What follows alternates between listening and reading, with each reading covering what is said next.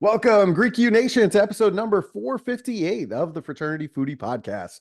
I'm your host, Mike Ailon, CEO of Greek University. I'm a speaker and an author. Our fifth book just came out. It's called Perseverance and How to Be a Great Fraternity or Sorority Alumnus. So I want you to go and pick up that book on Amazon or Barnes & Noble today.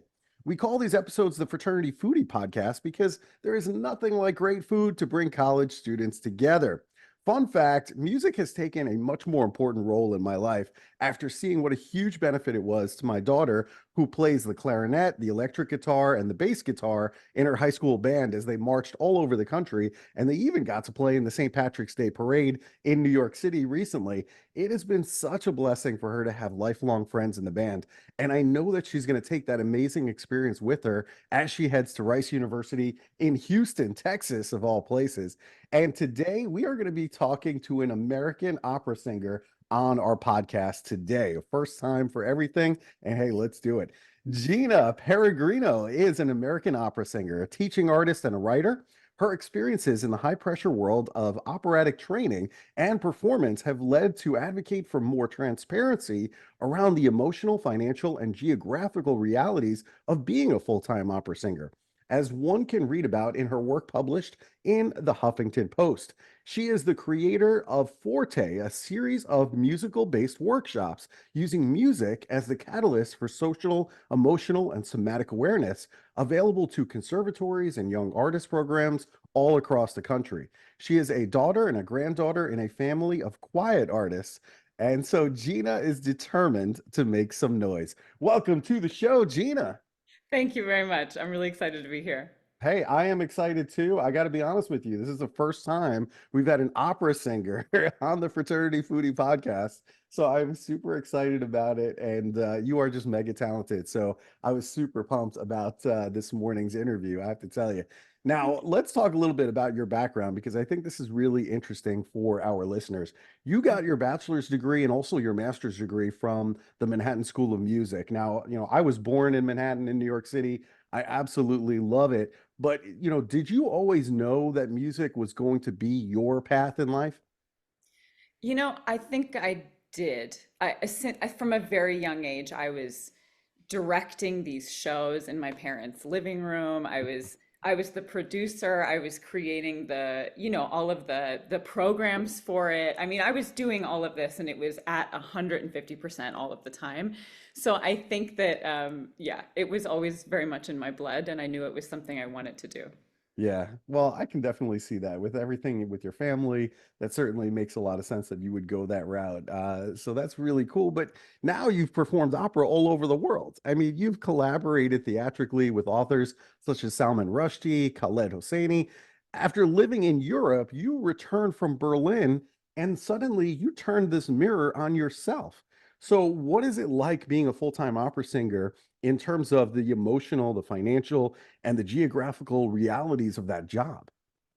Yeah, well, what I want to say is like this is something that I also talk about in anything that I speak, whereas if we, as artists, we turn the mirror on the world.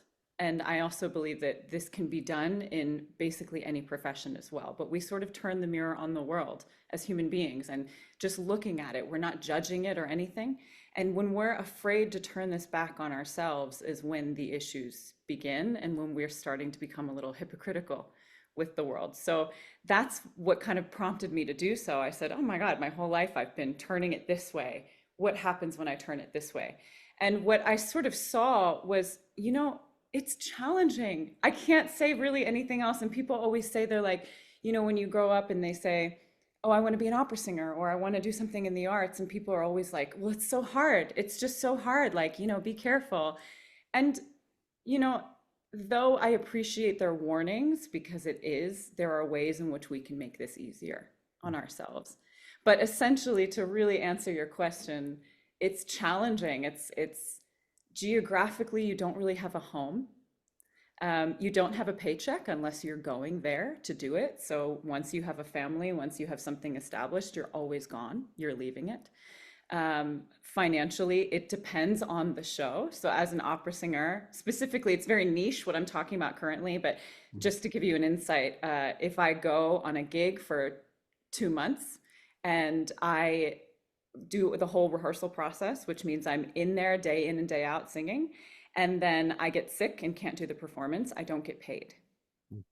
So you only get paid at the performances. It's things like that that were just kind of like, I thought, I don't think this works very well. This doesn't allow you to have like this peace of mind and peace of spirit, that you kind of crave just being a human.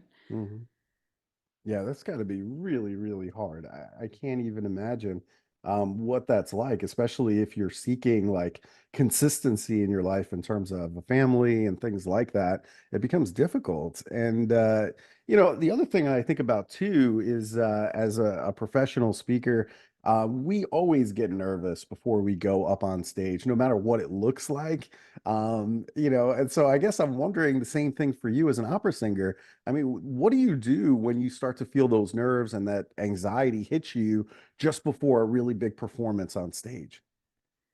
Ooh, okay, that's a big one for me because I also I'm a highly sensitive human being. So to be able to then go on stage, and as you can probably, empathize being just like a speaker or somebody, usually those people are more sensitive human Mhm, beings. mhm, And so for me, I kind of like to assess the level of anxiety. I think that will tell me what is sort of next.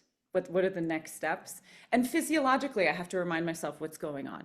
Okay, I'm going into fight or flight, or in my case, many times is freeze, which is what a lot of people don't talk about. mhm, And we feel this way in our daily reactions as well, not just going up on stage. And so some things for me are like literally going for a walk, getting that moving because I'm frozen, right? I'm stuck just doom scrolling, figuring out, trying to figure out what are the next steps. Go for a walk, move your body, breathe. It's very, very basic, simple things that I am not some genius saying these things, but they are highly effective and make a world of difference in just being able to be in that moment. And you get up there and now you're in the zone mhm, mhm. because you can be present but also have something where you can absorb the energy of those other people as well. So it's just kind of like it's really just about going out there, breathing, taking a walk, moving. The I like to basics. actually move my body.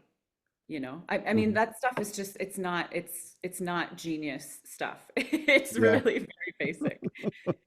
Yeah, that's really interesting too, talking about, people who are up there on stage are typically sensitive people, because now in my mind, I'm thinking about all the people that I know in the industry that do what I do. And I think you're right. I think not only am I sensitive, but so is everybody else. But it's our little community and we're cool with it. Um, Yeah. Now, I do want to talk about your Huffington Post article because I think it's a really interesting article. This was back in December of 2023. You published this article in Huffington Post. It's called I Sacrifice Everything to Make It as a Singer. My dream came true, but it wasn't what I expected. Now, we all want to make money doing what we love, and we think that this is ultimately going to make us happy in life. But, going back to your prior conversation, I mean, is it really worth the sacrifice that you made in terms of missing out on weddings, missing out on funerals, missing out on birthdays, and even silencing some of your own needs as a human? I don't think that anything in this world is worth silencing your needs as a human. Um, what I think, birthdays, weddings, funerals, I mean, I'm not saying that that would have been okay, but what I'm saying is no, it's not worth the silencing of our own needs. Mhm. Yeah, I mean, that's really hard to balance when, I mean, that's been your dream ever since you were a kid, right? Yeah. So, I mean, that's really hard to do. I think at times, like, now like my kids are in college and so they're a little bit older, they're more independent. But I think about all of the times when I know, like my wife, for example, she was the one who was at home. She was the one that was at the music recital or whatever while I was out on the road, Mhm. making a living, doing what I love. But then I think about all those times that I missed, and I'm not going to be able to get them back. I mean, now they're off to college and those moments are gone, and maybe I'm left with some photos, maybe I'm left with some videos. So I kind of go back and forth in terms of, was it really worth it? And sometimes when you're chasing your dreams, that might mean going to Europe or other places. So I agree with you. I think that it's not worth it, but at the same point, I know that there's all kinds of sacrifices that we make in order to reach our dreams at times. And so I kind of go back and forth on it often. Yeah. Uh, Have you come to that conclusion yourself that you feel like it wasn't Yeah, I mean, I necessarily think, worth it? hindsight is always 2020, right? And so now I'm like, well, I'm not going to get those moments back. And now my kids, I mean, good luck trying to rein them in. They're out in the world doing Yeah. what they love, right? And they're going to repeat the cycle. They're going to make the same mistakes that we made. So I guess it's just one of those things that's like live and learn, right? And now that I'm here and now that I have my dream that I'm able to do this as a living, now that gives me a little bit more flexibility as an older adult to be able to just say, you know what, we're going to Houston, Texas, and we're going to go visit our daughter in college. And we could drop everything and just do that in the middle of the week just because, right? And maybe that wouldn't have been possible if I was working, let's say, a 9 to 5 job locally, 5 minutes away from the house versus going out and chasing the dream and going to far off places in the country and making those sacrifices early. So but you're right. I think now that I look back on it, it probably wasn't worth that sacrifice. And now all I can do is just beg for forgiveness. No, I mean, I think even just hearing what you're saying, what was coming up for me was that sacrifices have to be made for Yeah, you to set up you and your family to have the right. life that you want. I mean, it's simple and but at the same time, oh, I just lost the thought. At the same time, oh, I had it. I had it. It was so great. It'll come back to you. I'm not worried about it. Yeah, It'll come back yeah. to you. It's at the same time, there's no arrival point, right? Yeah, I think that's what we have to remember, and that's what I wrote about in my article was a sense of I kept feeling like there was going to be an arrival point when I felt like everything was just great. right, And I think that's also what college students, I felt that my whole life in college, that there right. was going to be an arrival point, it was going to make all of it worth it. Yeah, And there's a sense that now, you can support yourself and your family and you have sure. this dream and that makes it worth it. But there is no point of arrival in which all of a sudden you become happy. Right. The No, you're joy right on. You're still. spot on with that. There never was an arrival point. I mean, you're always chasing more. Like I mean, you can keep chasing that forever and you could be working as an opera singer every day of the week. Is that really going to make you happy working 365 days a year? Probably not. Like Right. you're going to need some other things in life, right? So you're right. There is no arrival point. I guess, and I was talking about this with my wife last night too. I think our priorities change too. That's another piece that maybe we haven't really talked about is that as a young adult right out of college, there are certain things that you want. You want to be excellent in everything that you do. I'm sure you're exactly the same way. Not just good, but you want to be the best. And you want all of these things. For me, it was, having, a really nice house and having a nice car and having like a hot spouse. Like all of these things are important. But then you like as you grow older, you're like, none of these things are really important, like none of it. Like, so your needs Yeah. change. And then you realize like nobody cares what kind of car I drive. Like literally nobody cares. But Yeah. you have to come to that realization and then your priorities totally shift, like again, I mean, I think when I was younger, like just wanting to be well liked was a really, really important need for me, like when I was younger. And now I'm like, I don't even care. I'm like, I literally don't even care. Like, I have some really close friends, don't get me wrong, and they're like my everything. but I'm okay with it being a tight-knit circle as opposed Yeah, to hundreds or thousands that I cared about before. So, right. so your priorities shift as you get older. Yeah, they do. They do. Oh my goodness. I Yeah, it's also, but the joy has to be built in yeah, early. Like right, there's no arrival point. The car is not going to do it. The hot spouse is not going to do it. The right, whatever is not going to do it, right? It has to be built in daily, and that's something that we don't do as a culture, right. which is something that I am trying to, you know, get us to do. Because it doesn't, we don't have to do what I did. We don't have to have this huge break at some point. Right. It can, Yeah, I life can be totally agree. easy. It can be Yeah. smooth. It can be peaceful. God forbid, it could be. It could be. I hope it can be. I feel like every generation is ultimately going to make the same mistakes. I feel like they're going to go out and chase their dreams and sacrifice all kinds of things when they're young, and then they come to this realization that it wasn't worth it. And so I feel like we're doomed to just repeat the cycle. I don't know that we're ever really going to learn. I just think it's an evolution that we all kind of go through in some way. So I think Well, it's okay, kind of so I know we're flipping the script a little bit, but I sure. think this is important. So then how do you think in your way, because you were just sharing your experience, Yeah, that would make something like that worth it? What would have made it worth it? Because what I'm also saying is I don't want people to think what I'm saying is don't go out and chase your dreams right. because I am so glad I did that. And it Sure. was almost a rite of passage as a young person, as a Hmm. human being to go out there and to have that experience. It's almost like a rite of passage. We must have it. But what would have made it worth it for you? Do you think anything would have changed? Man, what would have made it worth it? I mean, again, now I look back on it and having that flexibility that I have today, making those sacrifices early, somehow you can justify it by saying, like, I'm doing exactly what God's purpose was for me.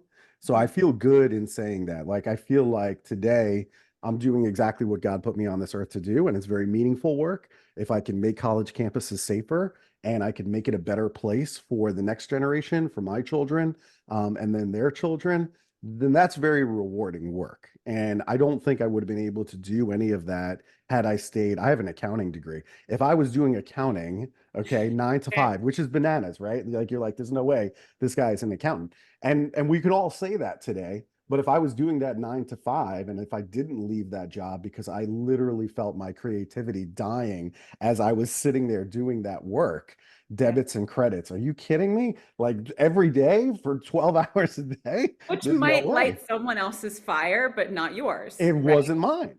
A Right. 100% Right. wasn't mine. So I'm grateful that I took that leap because had I not, then I wouldn't have felt as fulfilled as I am today. So, again, I'm kind of conflicted with it. On one hand, I'm doing exactly what I feel God put me on this earth to do, and it's very rewarding work. On the other hand, I missed out on some things when my kids were young that I'm never going to be able to get back. And so for Yeah. that, I feel like guilt, right? And some shame too that maybe I wasn't the best dad when I was younger, but now I'm making it up to them tenfold now as an adult. So, Sure. so I'm Yeah. conflicted. Yeah, and I think what this really just says is that there's no right or wrong answer. There's Yeah. literally no black or white. There's no arrival point. And that it just ingrains that adults don't know, we don't know what we're doing either. We have no idea what we're We're doing. We're just just totally all making it doing up. our best. We're doing the best we can We're and we're doing our making it best. up as we go. So for college universities, I don't know what that means. Like, I'm sorry to break that one, but we don't know what we're doing. We So don't there it know what is. we're doing. But you know what? But again, I also think that everything happens for a reason. So everything that I learned as an accountant, really helped me to be an entrepreneur. If I didn't have that background, knowing balance sheet and income statement, I wouldn't have been a really good entrepreneur. Now I do my own taxes. I don't need somebody to tell me how my business is doing. I do that all myself. And so I don't know I would have been as good of an entrepreneur if I didn't have that background and that foundation. So I do think that those foundations early on are really important, and you can take all of those learning lessons with you to be more effective later. So, Yeah, That's the and silver to lining. just loop it into some of like the workshops that I've done with young artists, Hmm. it's always talking about this idea of creating something for yourself that is something that you maybe didn't foresee in the beginning.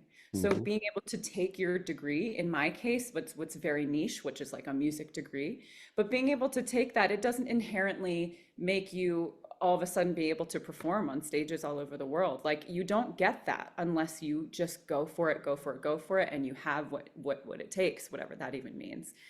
You have to be able to take what you have, take the degree you have in college, and think about ways in which you can use that you never thought of before. Hmm. And Hmm. how can I take these transferable skills and maybe put it to something else? If I don't want to be 9 to 5, just because you're in accounting doesn't mean you have to be.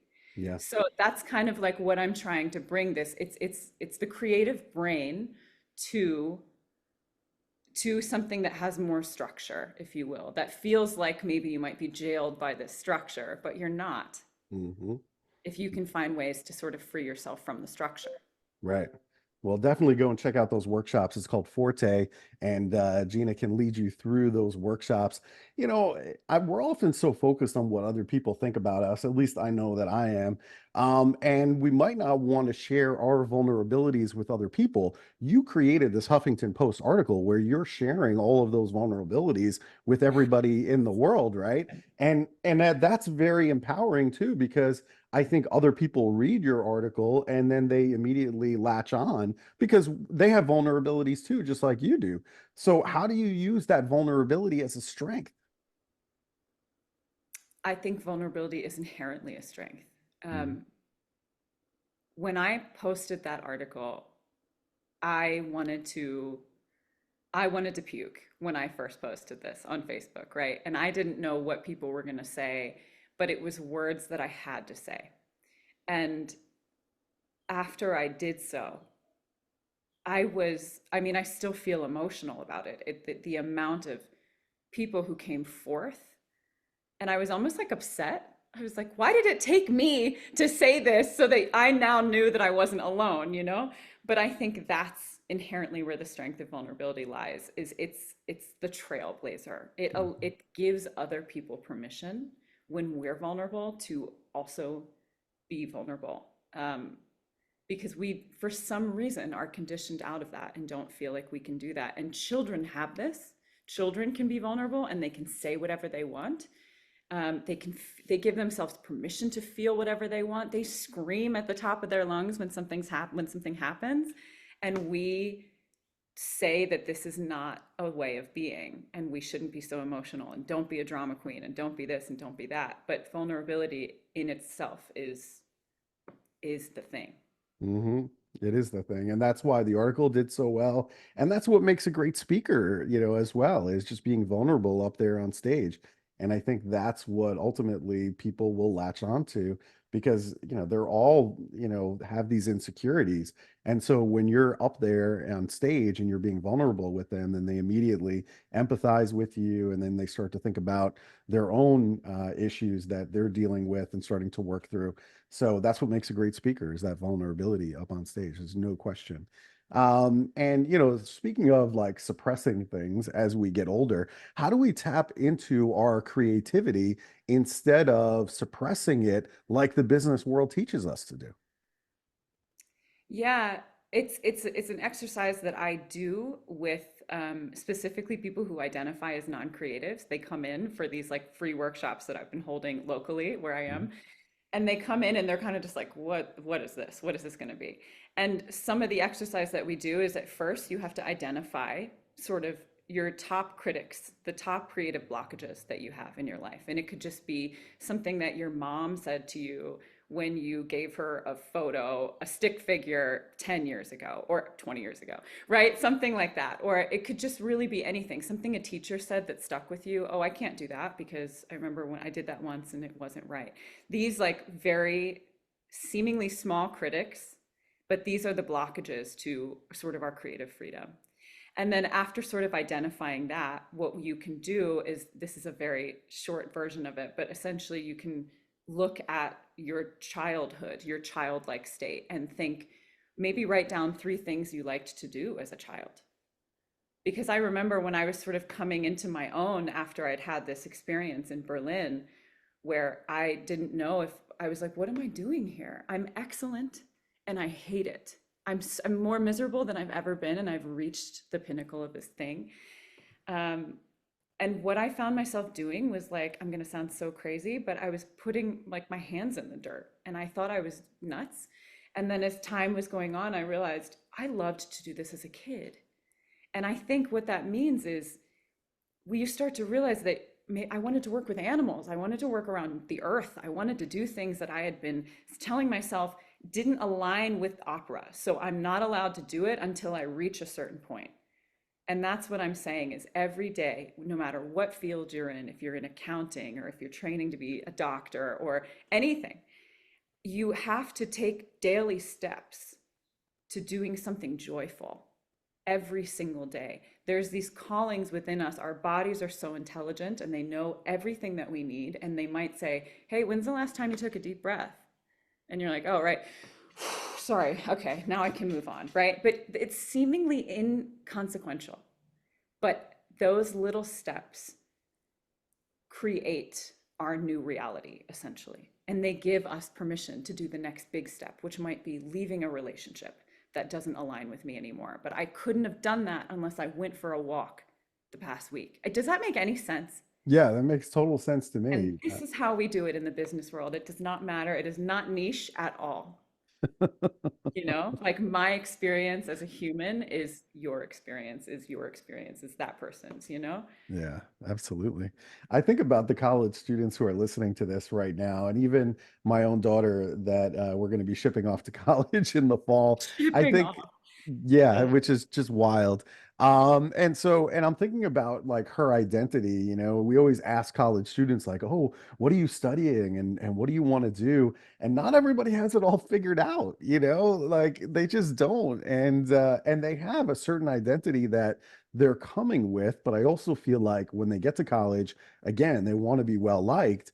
And so they might join an organization in college that wants them to kind of change their identity slightly, or maybe they're just looking at social media and they're thinking, well, I need to be like this as a student in college. So, how do you hold on to your identity as a college student when everybody else around you is demanding that you be a certain way?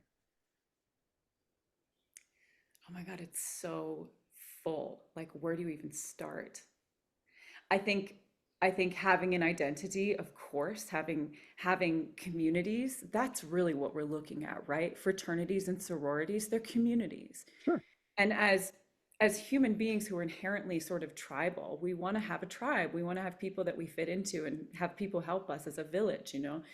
Um, but also knowing that our identity, like we have been saying actually this whole time, has to be subject to change. We have to be turning this mirror constantly. And the identity is not, it's not being attached to this identity. I had a vice grip on being an opera singer in the way that I saw myself being an opera singer. And who am I? What do I know? What, I made myself suffer so much by making it fit into this. In kindergarten we put those like little pegs, making a square peg into a circle. Why was I doing that constantly over and over and over? And it was because I had a vice grip on this identity that if I reached that, that was excellence and that's who I was. And social media, I was posting stuff that aligned with what I thought that looked like. Mhm. And that's not me. Like, I can still do those things and reach those goals that I had, but it doesn't have to look like one thing. And I think that's the thing is turning that mirror and yeah, lean into your communities, but we don't have to vice grip identity, like identify with one thing Mhm. because we change, right? Our Yeah, needs change. And 100%. I so mean, just even in just knowing that, college, even yeah, like freshman year to senior year, you're going to make changes as well. So oh that my goodness. Yeah, I mean, there's going to be huge growth there, and that's normal. That's what should be happening. And hopefully, that experience at college helps you to figure out where you're supposed to go. And hopefully, you Yeah. have internships and other things where you can test these things out to figure out, is this really what I want to do? Because I think, just sitting in an accounting class for an hour or two a day, yeah, I could do that. That's not, so bad. But then when I had to do it all day long, I'm like, what am I doing here? Like, literally, what am I doing? And if I want to try to be a creative accountant, I'm not sure it would work. You know what happens to creative accountants? They go to jail. So, like, that's just not a thing. Something I wanted to say though was that what's even more challenging for today's college student, any college student, is that we as a society sort of we really reward when someone knows what they want to do. Right. I was always that person. I was like, no, I'm going to go to music school and I'm going to do this. And I know it's going to be at this school and blah, blah, blah. And that's cool. I'm not saying to not know what you want to do, but I think we reward it a little too much Mm, because I think what we should be rewarding is the exploration. And that's yeah. hard to do as a parent because what parent wants to know? Well, I don't really know what I want to do and I don't really have any sort of sense of direction and I need to make money and all of that's coming from like this fear-based narrative that we have to be a certain way once again. So if we can just sort of reward that I don't know where I'm going and that's okay and we'll figure it out along the way. Yeah. And honestly, the people who think they know where they're going also still probably don't fully know. Right. So we're all in the same boat. Yeah, 100%. I would love that if we as a society can just embrace that. And you know what? There are a lot of colleges out there. I mean, Rice is a really good example where it really is a liberal arts education. And they believe in allowing the students to explore for literally 2 years. And they don't have to declare their major until the end of their sophomore year. And then at that point, they declare. And that I think gives the students a Cool. little bit more freedom to explore and figure this thing out. But you're right. I think as I think about, myself, I'm also putting pressure on the kids to figure out like and to know what they should be doing. And then the grandparents also, they want to be able to tell that story and be able to say, oh, my kid is at this school studying this, is going to be this. But in reality, like these things change. Like we know that. We Yeah. know that people are going to change their majors and they're going to change their directions. It was funny too. The other thing just happened yesterday. My daughter, she speaks French and she speaks Spanish. She loves language. She loves travel. And at one point, she wanted to learn Russian and Mandarin too. And so it's funny because my mom, my daughter's grandmother, was thinking, oh, well, let me, get her these lessons, online to learn these other languages. And she's like, can I just get that for her birthday? And I'm like, well, actually, I think she's good with just French and Spanish. And then she's like, but you told me that she wanted to learn Mandarin and Russian. And I'm like, yeah, but things change, especially at this age. And I think Yeah. we got to give permission for those changes to happen. Yeah. Yeah. And support those changes. Right. Exactly. Reward the changes in a way. Yeah. Totally, totally. Now, one last thing I wanted to ask you, because I think you're a good person to ask about this. What do you do when you feel stuck? What do you do at that point? Oh, just stuck in general. Stuck in life, like stuck in your rut, stuck in your daily activity, or you just feel like you're not progressing in life. What do you do at that point? Well, join the club. And what I would say is, and I'll say it again, and I'll say it again and say it again, is we have to start honoring these callings from our bodies. And the callings have to start with, I'm full, I'm going to stop eating. I'm thirsty, I'm going to drink something. And I'm not going to go grab alcohol instead. Like, I Mhm. need to drink water. And I know that these sound like very basic things, but the second we can start listening to those things and honoring those things, then the body can trust us with something else. It can entrust us with other information.